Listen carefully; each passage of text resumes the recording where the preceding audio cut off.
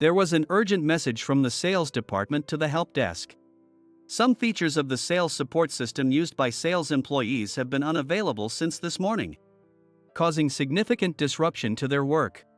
Emily, we're getting a lot of inquiries at the help desk about some features of the sales support system not working. Do you have any idea what's going on? With teary eyes and a nearly breaking voice, she replied, I have no idea what to do. What should I, with a desperate expression.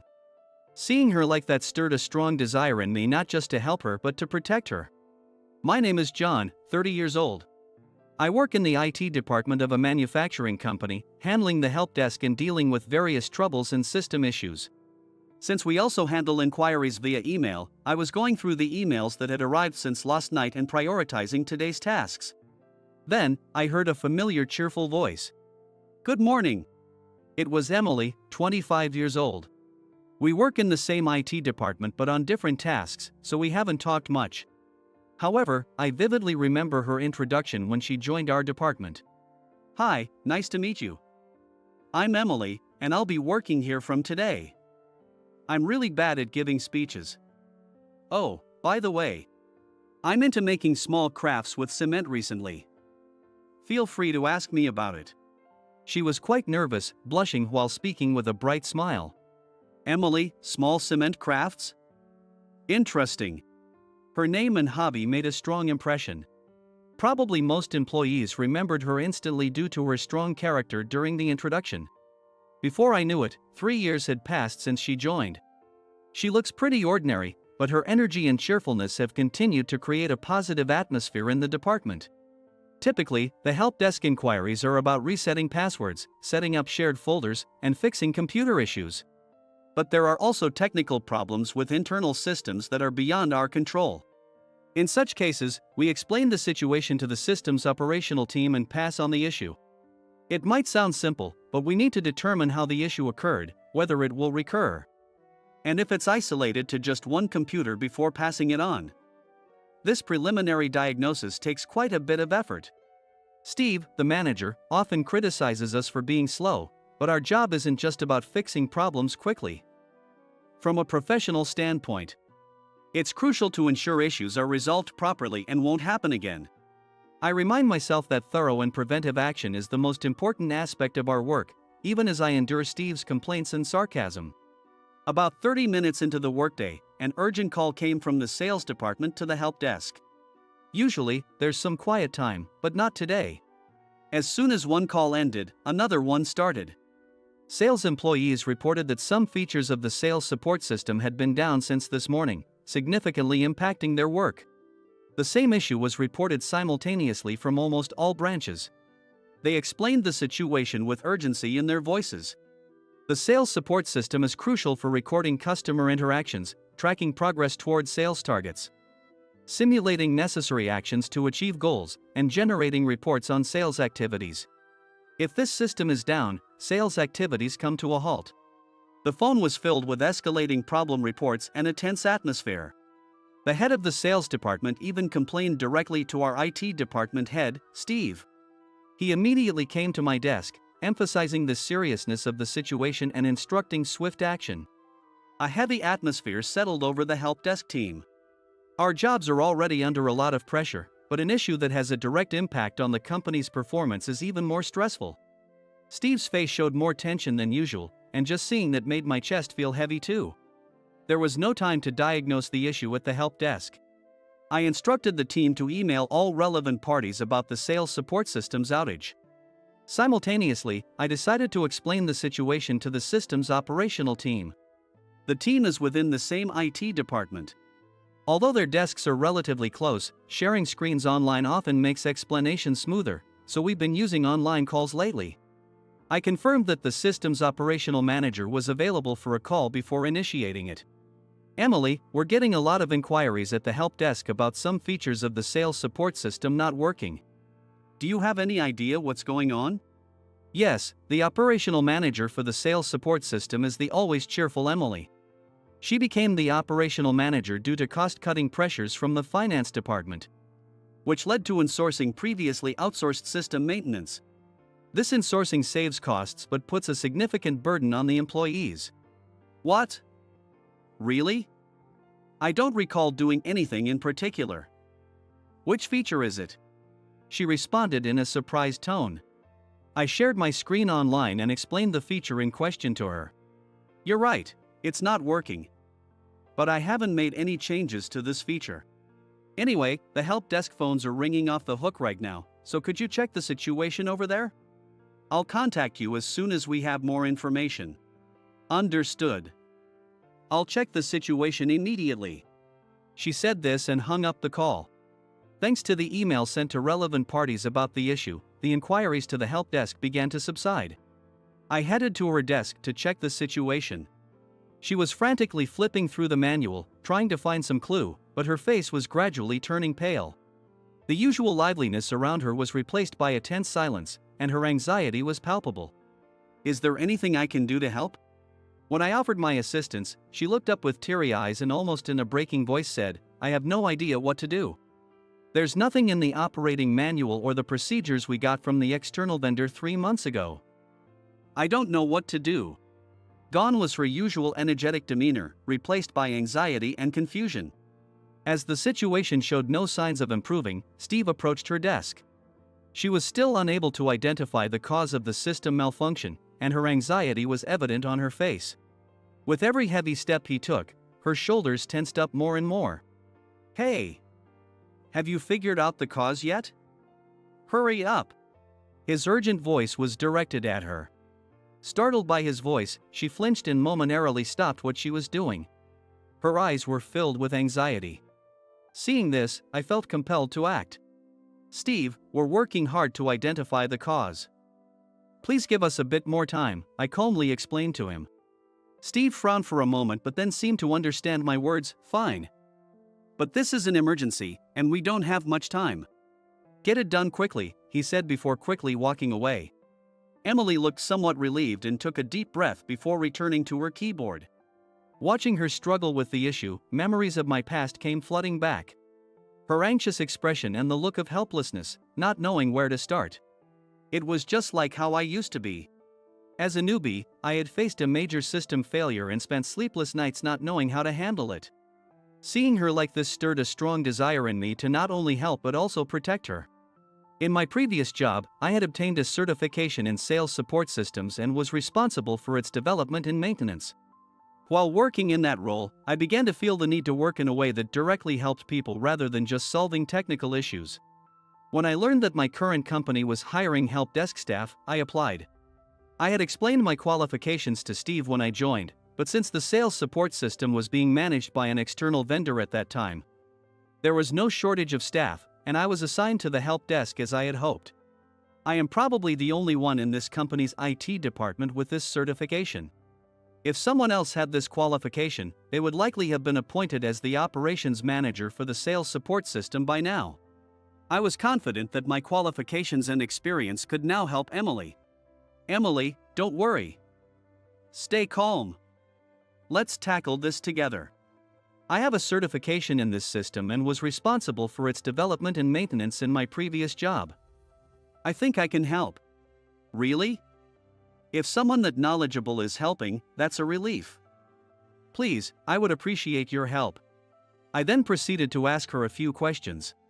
I see.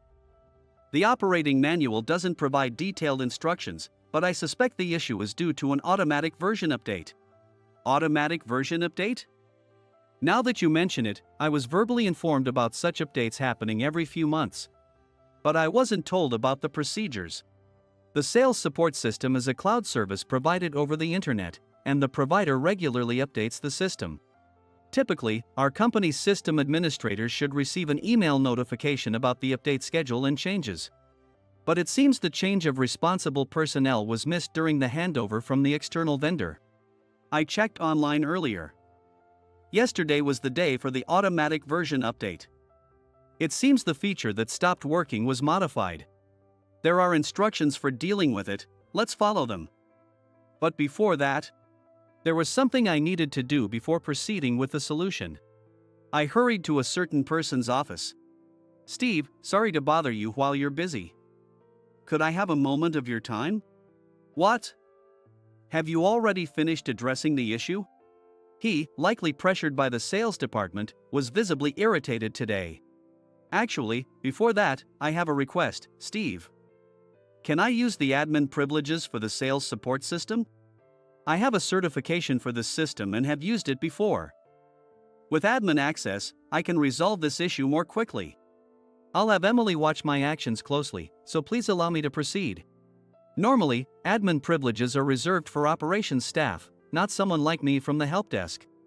However, given the urgency, it was clear that I could address the issue faster than guiding Emily through the unfamiliar process. After considering for a moment, he agreed, "All right, I understand. I grant you permission. But make sure to document every step. We'll need to review everything later." Relieved to have his approval, I followed the instructions found online, made the necessary changes in the test environment, and repeated the tests. As soon as I made the adjustments, Emily verified the system's operation. We double-checked each other's work to ensure nothing was overlooked. It was a moment where I truly felt we were working together as a team. As the tests in the staging environment proceeded without issues, I noticed her expression gradually brightening. "All right, the tests look good. Let's apply the changes to the production environment." "Yes, please do." Following the same steps we used in the test environment, we made the changes in the production environment and then checked its operation. She clasped her hands together as if praying and stared at the screen. "It worked. Thank you, John. I couldn't have done it without you." When the system started functioning normally again, she sighed in relief and expressed her deep gratitude. There were tears of gratitude shining in her eyes. I then instructed the help desk team to notify all relevant parties about the system's recovery. After that, I went to see Steve again. "Steve, sorry for the wait. The system is back up and running, and we've informed all the relevant parties. Great job. So, did you figure out the cause?" He, who had been tense and frustrated all day, now showed a relieved expression and a hint of relaxation in his voice. "Yes, the issue was caused by the regular automatic version update of the sales support system. Normally, an email is sent to the admin before the update. It seems you should have received it, Steve." He looked puzzled, almost as if a question mark had appeared above his head. "Why would the email come to me and not to Emily?" His voice was tinged with confusion. "It seems there was a lapse during the change of responsible personnel. Ideally, you would have noticed the email." I added a bit cheekily. "Ah, right. Did you complete the change of the responsible personnel?" he asked, wiping the sweat from his forehead with a handkerchief. "Yes, I've updated it to Emily, so there shouldn't be any issues from now on." Noticing that it was past noon, I realized how much time had passed. After the work was done, Emily and I stood by the office window, talking for a while as we looked outside. At that moment, she said, "John, thank you so much for today. I don't think I could have resolved it on my own," with her usual bright smile. Her smile left a deep impression on me, and I was momentarily at a loss for words. I realized then that I was beginning to see her as more than just a colleague. From that day on, I felt our relationship began to change gradually. We started talking more, wanting to learn more about each other. Additionally, after resolving the sales support system issue, the atmosphere in the entire department seemed to change. Especially with Steve, there was a noticeable shift. The change began when he stopped me the next morning for a meeting. With a more relaxed expression than usual, he said, "John, you handled the issue well. I've re-evaluated your work." I never expected him, often critical of my slow responses, to praise my work. Feeling bold, I decided to share my thoughts with him. "Thank you. Steve, since we have the chance, I'd like to discuss a few things. The high volume of help desk inquiries is due to the poor quality of our internal systems. The help desk is indeed slow at times. But it's because we handle each issue carefully and thoroughly. The recent incident also resulted from ending the contract with external vendors and moving things in-house. We need to improve employee technical skills and strengthen our system." After thinking for a moment, he responded, "You're right, John. Could you present the issues with our internal systems from the help desk's perspective at the next meeting? Let's discuss how we can improve overall quality." Although I worried I might have been too blunt, his response was surprisingly positive, and he took my suggestion seriously. I had rarely voiced my opinions directly to him before. I had avoided proposing ideas to him, who was always pushing me to be faster. But he turned out to be someone who would listen and consider my suggestions. Reflecting on my past reticence, I resolved to propose any idea, no matter how small, without fear. As the staff's technical skills improved and the quality of our internal systems advanced, Emily began relying on me to learn various ways to handle the sales support system. Having overcome her first major trouble, her enthusiasm for improving her skills had only grown stronger. Although she had memorized the operations manual, I told her that wasn't enough. The operations manual covers the basics, but most real-life problems aren't in the manual. You need to learn how to find information and solve problems on your own, I advised her. Thanks to our increased conversations, I found it easier to talk to her casually. After hearing my advice, she began proactively researching external materials and asking questions on online forums, showing a strong will to learn. Watching her, I found myself increasingly drawn to her earnest and diligent attitude. She wasn't just waiting for instructions but was actively learning and striving to grow. Her perseverance in finding solutions to problems, never giving up, was inspiring and made teaching her a rewarding experience. 3 months passed, and together, Emily and I prepared for the next major event, the regular version update of the sales support system. Having gained experience from past troubles, we carefully executed each step to ensure a smooth update. We reviewed the changes and conducted pre-tests in the test environment. This time, the changes were minor, and there didn't appear to be any issues. On the day of the update, everything went as planned. The system was successfully updated to the new version, and we confirmed that everything was functioning normally in the production environment. At that moment, we exchanged relieved smiles. To celebrate the day's success, I invited her out for dinner. It seemed like a perfect opportunity to enjoy our mutual efforts and achievements. As night had fully fallen and the city lights faintly illuminated the streets, we headed to a nearby pub. The warm lights of the interior and the lively laughter of other patrons welcomed us. Although she usually claimed to have a low tolerance for alcohol, tonight was special, and she kept emptying her glass. As the evening progressed, her demeanor changed. Her cheeks flushed, and her speech became slightly slurred. Worried, I also felt relaxed by her bright and cheerful presence. In the midst of it all, she pulled out a small package and handed it to me. "Please open this." Her voice was filled with excitement. I took the package and carefully unwrapped it. Inside was a round object that looked like a simple plate. A plate? No, it's a trinket dish. It's my first time making a gift for someone. I made it out of cement for you, John. She said this shyly and began explaining the making process. I made several prototypes to get this shape right, and finally decided this one was the best. Looking closely, I noticed it had my name, John, inscribed in letters. Knowing that I was privy to her hobby made my heart race a little. I deeply appreciated the enthusiasm and effort she had put into this gift. However, as the night went on, she became too drunk to stand, so I helped her out of the restaurant. As I put her in a taxi and we headed towards her home, she gently rested her forehead against the window. She pressed her forehead against the cold window, seemingly soothed by the coolness. As the city light streamed past, she smiled softly and said, "Oh, I'm so drunk. I'm sorry for getting so wasted. I enjoyed talking with you so much that I drank too much. I'm really sorry for being a bother." There was a hint of sweet embarrassment in her voice. Her endearing demeanor made me feel a surge of affection, and I found myself saying, "You're not a bother at all. You're adorable." In her slightly tipsy state, she responded, "You can't say things like that when I'm drunk. Say it again when I'm sober." With a bit of playful teasing. Those words left a deep impression on me, and I just looked at her silently. That night ended with us parting ways like that, and I headed home alone. But even after arriving home and throughout the next day's work, her words, "Say it again when I'm sober," lingered in my mind, making it hard to concentrate. I found myself re-evaluating what her words meant and reflecting on my feelings for her. Just then, I received a message on my phone. It was from Emily. Her message read, "I'm sorry for causing trouble last night. I'd like to apologize properly after work." When the end of the workday arrived, we met in the conference room we had arranged earlier. The room was quiet, and the soft light of dusk filtered through the windows. As the door closed, leaving us alone, the room was filled with tension and anticipation. She was the first to speak. Well, I'm sorry for getting so drunk last night. I didn't say anything weird, did I? She seemed a bit nervous, but I looked into her eyes and decided to confess my feelings as she had asked the night before. Emily, you were very cute last night. I'll say it again, I like you.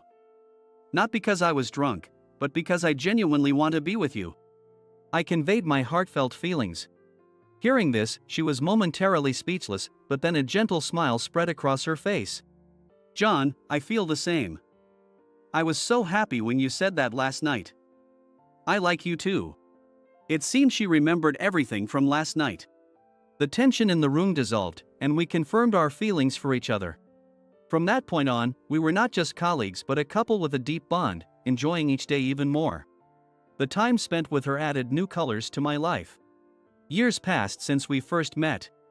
The technical skills of the IT department improved, and the quality of our internal systems enhanced. Each systems operation team now had at least 2 members, reducing help desk inquiries. It was a cool autumn afternoon in the park where we had our first date. The trees were adorned with colorful leaves, and a gentle breeze rustled them. We walked slowly along familiar paths, holding hands. Sitting on a bench, I took a deep breath and pulled a small box from my pocket. Her eyes widened as I got down on one knee. Emily, the days I've spent with you have been the happiest of my life. Will you stay with me forever? I asked quietly. When I opened the small box, a shining ring appeared. Tears filled her eyes, and she nodded without a word. At the entrance of our home, there is a small plaque inspired by the rings we exchanged at our wedding.